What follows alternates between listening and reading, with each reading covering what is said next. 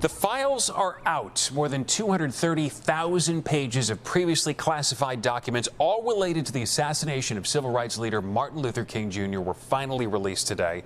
NBC5's Natalie Martinez has been digging into those files and looking for the Chicago connection to killer James Earl Ray. Natalie? Stefan, and we found it, and these are just a few of the 230,000 plus pages from the federal government document dump. Our NBC5 Investigates team spent hours ingesting the information, and now we're seeing just a little more of where the killer spent his time in Chicago.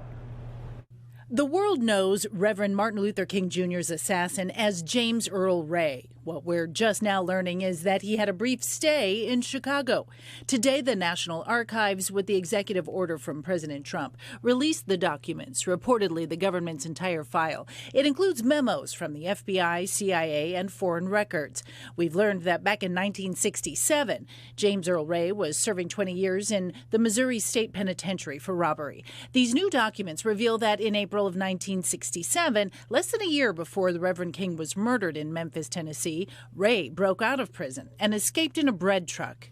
Less than 3 weeks later, still on the lam, according to the FBI, he arrived here in Chicago, where his brother Jerry lived at the time. The files say in May of '67, Ray used an alias, John Larry Raines, and rented a one-room basement apartment at 2731 Sheffield Avenue in Chicago's Lincoln Park neighborhood, paying $14 a week.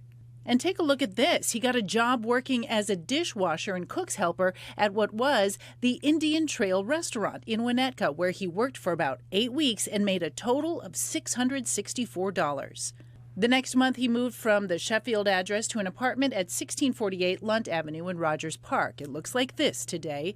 In less than a week, he left his job and soon left Chicago for East St. Louis, Illinois, eventually heading to Canada, then Alabama, eventually to Memphis, Tennessee, where he did meet up with Reverend King April 4, 1968. Unlike the JFK assassination files, the MLK files were never digitized and sat for decades, gathering dust in federal buildings. In a newly obtained interview, we hear from the brother, Jerry, who spoke to a reporter sometime after Dr. King's murder. Jerry describes a theory that James was paid to implicate himself. Would he ever implicate those people? No, he'll never implicate them. He'll die with that on his... I don't think they'll ever find out whoever did it.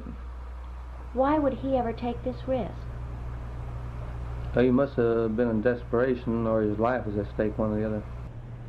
Now, King's daughter, Bernice King, spoke out exclusively to Vanity Fair today. She said, in part, despite the official narrative that the FBI and its then director, J. Edgar Hoover, crafted about Ray's role as the sole assassin, our family believes that Ray was not the assassin, but a scapegoat used by a large and powerful network, one that included informants whom the FBI recruited from within my father's camp.